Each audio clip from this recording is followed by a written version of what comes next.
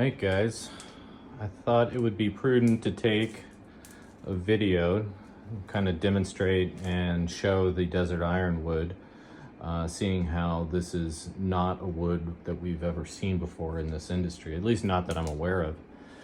A very unique wood. This particular tree that is being carbon dated at the moment is estimated to be over 1,000 years old. It's kind of mind-boggling. A very slow-growing tree here in the Sonoran Desert. Really quite beautiful looking. It visually reminds me a lot of Brazilian rosewood. However, it has more of the characteristics of African blackwood as far as its weight and workability is concerned. These sets are going live, well, for me it'd be tomorrow. For you guys, you'll be seeing it the day of. But I wanted to include a little video here because I wanted to show you guys exactly what you're going to be dealing with this desert ironwood. First of all, I think it's incredibly cool. To find a tree large enough to give fully quarter sawn backs is really unheard of in this wood. Again, it's a pretty old tree, and it's been dead for, honestly, I don't know how long. I found it in place already dead and harvested the wood and prepared it as best I could to accommodate some guitar sets here. This wood has some unique characteristics to it. Mostly it's in its color. Most of the wood is very dark, but like the piece that I'm showing you here, it has these nice little strips of color intermixed into it, particularly lovely looking. And sides even, straight, mostly quarter sawn. This piece actually has even a little bit of burl in the side. I don't know how well that's coming off in the camera. Particularly beautiful set. That being said, there's a lot, it's next to impossible to get sets out of ironwood tree. First off because of its size, but secondly because there's a lot of little micro fractures inside of the wood. And mainly in this video, I wanted to demonstrate what that is. In this case, here in the lower bout, towards the tail block of the guitar, you can see these little fractures in the back. That's pretty reminiscent in this wood all over. For me as a builder, I come across this in wood every now and again, and it's never really come to be a problem.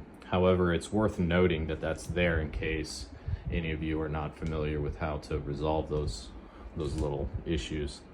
The sides on some of the sets do have little line fractures in them.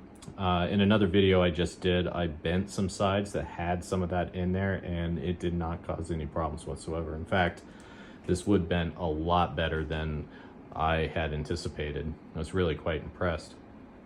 To show you another example, I'm gonna open this set up here. Bear with me.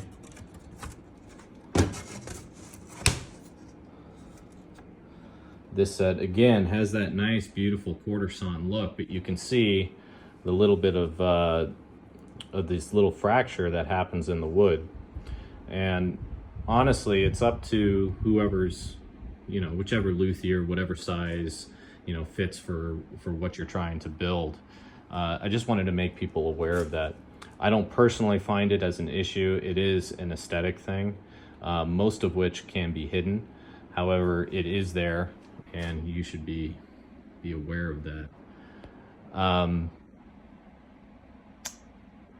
And that's just really what we got as far as this ironwood is concerned. At least, I'm very happy to see that we were able to get some fully quarter sawn backs.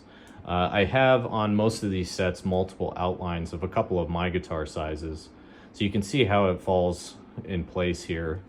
And even here on the outside, you can see that there's some more cracking. My smaller body fits this no problem. However, the OM that is also drawn on this will incorporate a little more of this fracturing that you see out here.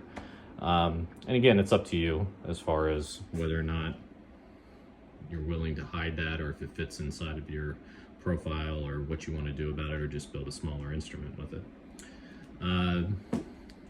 But that's all I got. I wanted to show you guys this just so no one's surprised when they see this stuff. It's incredibly cool, and I'm just fascinated by this wood. Tonally, it's got a beautiful tap tone. The strength, density, it's all there. Again, it's very reminiscent to me of African blackwood. Believe it or not, even with the name ironwood, I find that it's a little bit lighter than blackwood. Anyways, I'm very curious. These things will be going live on Derrio Wood Co. here this Friday, which will be the day of that you guys will be seeing this. Very excited to hear what you guys think, and can't wait to get the first build started with this. All right, enjoy, guys.